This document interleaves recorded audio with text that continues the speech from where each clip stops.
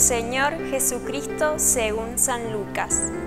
Muchos han tratado de relatar ordenadamente los acontecimientos que se cumplieron entre nosotros, tal como nos fueron transmitidos por aquellos que han sido desde el comienzo testigos oculares y servidores de la palabra. Por eso, después de informarme cuidadosamente de todo desde los orígenes, yo también he decidido escribir para ti, excelentísimo Teófilo, un relato ordenado, a fin de que conozcas bien la solidez de las enseñanzas que has recibido. Jesús volvió a Galilea con el poder del Espíritu y su fama se extendió en toda la región. Enseñaba en las sinagogas de ellos y todos lo alababan. Jesús fue a Nazaret, donde se había criado. El sábado entró como de costumbre en la sinagoga y se levantó para hacer la lectura.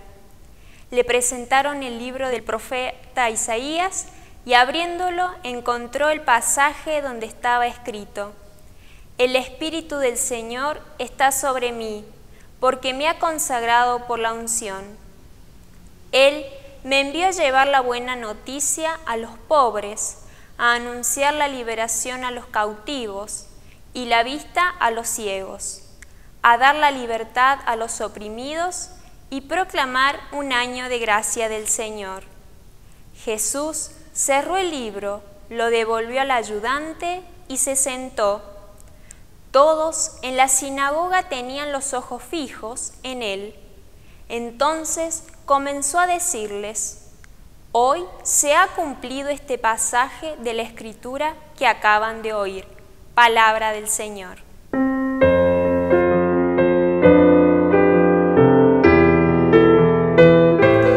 Queridos hermanos, seguimos transitando este tiempo litúrgico de durante el año, que viene concatenado, viene de la mano del tiempo de durante la Navidad que hemos dejado hace un par de semanas atrás, donde fuimos celebrando las distintas manifestaciones del Señor, ¿no? Como la Epifanía misma, la manifestación del Señor. El domingo siguiente estábamos celebrando el bautismo de Jesús en el Jordán. El domingo pasado, si recordamos rápidamente, celebramos ese primer milagro de Jesús cuando va a hacer comienzo de su vida pública, el milagro de la transformación del agua en vino en las bodas de Caná. O sea, son distintas epifanías, podemos decir, distintas manifestaciones que se van dando a lo largo de la historia del pueblo de Dios, en las que sin lugar a dudas podríamos hablar, ¿por qué no?, de la historia de las epifanías, porque son las historias de las distintas manifestaciones del Señor Jesús para con nosotros. Hoy, desde el Evangelio de Lucas, hemos compartido este capítulo primero, parte del comienzo del capítulo primero, donde el Señor Jesús nos dice que el Espíritu del Señor está sobre mí. Ya en la sinagoga Jesús toma el libro, abre el libro, encuentra el pasaje del libro de Isaías, donde justamente vuelve a repetir palabras del Señor que dice: el Espíritu del Señor está sobre mí. Poner una pequeña pausa y decir, qué lindo, qué bello que es poder acceder a la moción del Espíritu, a la invitación que el Señor nos hace muchas veces para proclamar su palabra y tener la posibilidad de acercarnos a la ambón para hacer alguna de las lecturas o leer el Salmo. Es proclamación, como dice el Salmo 50, Señor, abre mis labios y mi boca proclamará tu alabanza. Le prestamos la boca al Señor para que Él hable a través nuestro. Entonces nos damos cuenta con un ejemplo muy simple, muy sencillo, cómo el Señor se manifiesta constantemente en medio de nosotros. Y esta lectura que acabamos de compartir, donde vuelvo a repetirlo por tercera vez, donde Jesús lee del libro de Isaías, el Espíritu del Señor está sobre mí, es una gran manifestación, es una gran epifanía que se produce dentro de la sinagoga y que de alguna manera deja desorientado a muchos. de los que están en esa asamblea, porque imaginémonos por un instante, ¿no?, que el Señor Jesús se presenta delante nuestro y que nos dice que el Espíritu de Dios está sobre él y se da a conocer como el Mesías, hace su propia epifanía, su propia manifestación. Quedaríamos un poco desorientados, ¿no?, y con dudas y todas estas cuestiones muy naturales, muy humanas en nosotros. Pero vuelvo a esto de poder proclamar la palabra. El Señor se manifiesta constantemente. Cuando escuchamos su palabra, estamos escuchando una manifestación, una epifanía más. Y sin lugar a dudas de que en medio de esta asamblea desorientada, en medio de la sinagoga, en el pueblo judío, el Señor Jesús comienza ya con su misión, la misión de anunciar. Y seguía diciendo el libro de Isaías: el Espíritu del Señor está sobre mí, porque me ha consagrado por la unción. Él me envió a llevar la buena noticia a los pobres, a anunciar la liberación a los cautivos y la vista a los ciegos, a dar la libertad a los oprimidos y a proclamar un año de gracia del Señor. Esta buena nueva, esta buena noticia que el Señor Jesús comienza ya a darlo como parte de su misión, la misión que tenía que desempeñar, esa misión que su Padre Dios le había encomendado. Y que no es muy distinta que la nuestra, porque nuestra propia misión también está centrada en el anuncio de la buena nueva, en el anuncio querigmático, el anuncio del habernos encontrado con Jesús y saber que Él nos ama y que dio su vida por nosotros y que resucitó por nosotros, que fue capaz de abajarse a nuestra altura, a nuestra naturaleza humana y entregar su vida, el acto de amor más grande de parte de Dios, entregando a su Hijo único por nosotros.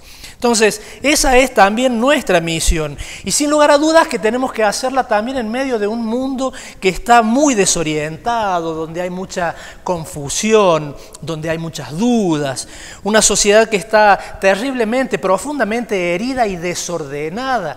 No podemos hacer una visión rápida así sobre nuestros hermanos en Venezuela, la situación difícil que están viviendo ellos como pueblo, una sociedad muy herida, muy desordenada. Nosotros como país, nosotros como iglesia, también estamos muy heridos, muy desordenados. Por eso, si volvemos al pasaje de Lucas, donde decía: por eso he decidido escribir para ti, excelentísimo Teófilo, un relato ordenado, a fin de que conozcas bien la solidez de las enseñanzas que has recibido. Esa palabra del Señor que es actual, que se hace siempre vida presente en cada uno de nosotros y en la que el Señor también quiere de una manera ordenada fortalecernos en nuestra propia fe. Recibimos dones. Lo que hemos recibido de parte del Señor, lo que hemos recibido en nuestro propio bautismo, son los dones del Espíritu Santo, y dentro de esos dones el don de la sabiduría.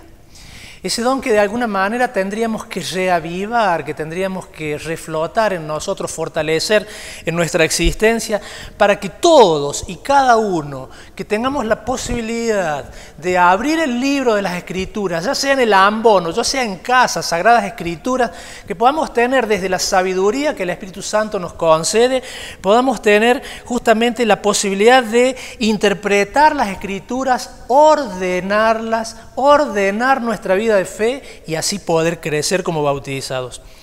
El Espíritu Santo no hace acepción de personas, lo podemos ejemplificar muy fácilmente en la persona de Lucas. Lucas proviene del paganismo y sin lugar a dudas que con una apertura de mente y de corazón logra recibir los dones del Espíritu Santo y nos deja a nosotros, entre otras cosas, el Evangelio y el libro de los Hechos de los Apóstoles, que también se lo adjudica a él, ¿no?, que antiguamente parece que eran un solo libro, pero después fueron separados, ¿no?, el Evangelio de Lucas y el libro de los Hechos.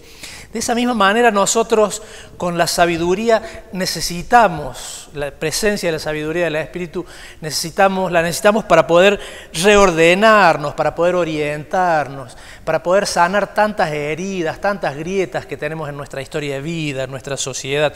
Y sería un buen comienzo para comenzar justamente a sanar tantas situaciones difíciles que hay en medio de nosotros. Todos los bautizados, que tenemos la posibilidad de experimentar al mismo Espíritu. Ese Espíritu que fue el que consagró a Jesús, el Espíritu que me ha consagrado. Todos nosotros estamos consagrados por ese mismo Espíritu. Nada que ver lo del orden sagrado. Eso es otro tema, sería otro tema. El orden sagrado de los obispos, presbíteros y diáconos. Pero nosotros, todos y cada uno de nosotros los bautizados, hemos sido consagrados por ese mismo Espíritu. ¿Para qué es necesario todo esto? Porque necesitamos, como parte de nuestra propia misión, anunciar, como decía la Escritura, anunciar un año de gracia del Señor. Pero ¿cómo anunciar un año de gracia en medio de tanto desorden, en medio de tanta desesperanza, en medio de tantas situaciones difíciles? ¿Cómo hacerlo? Sin lugar a dudas que sin la ayuda del Espíritu Santo ni comprenderíamos ni podríamos anunciar esta buena noticia de la presencia del amor de Dios, que todo lo puede, que todo lo sana, que todo lo ayuda a sobrellevar en medio de las situaciones difíciles, ¿no? Pidámosle entonces al Señor que nos aumente nuestra fe, que fortalezca en nosotros el don de la sabiduría para que podamos, con su fortaleza, sobrellevar toda situación difícil, aprendiendo a ver desde esa sabiduría fortalecida en nuestro corazón, aprender a ver, digo de nuevo, la presencia de la mano de Dios en medio de nuestros ambientes, en medio de todos los lugares en los que nosotros normalmente nos movemos. Le pidamos al Señor que nos dé su gracia y también a nuestra Madre María, que como siempre de la mano nos acompaña y nos lleva a ese encuentro, a esa manifestación diaria, a esa epifanía diaria que tenemos con el Señor Jesús, que se da también en la cercanía para con cada uno de todos aquellos hermanos, especialmente de los que más lo necesitan. Y que la bendición de Dios, que es todopoderoso, Padre, Hijo y Espíritu Santo, descienda sobre todos, cada uno de ustedes, sus familias, permanezca para siempre. Amén.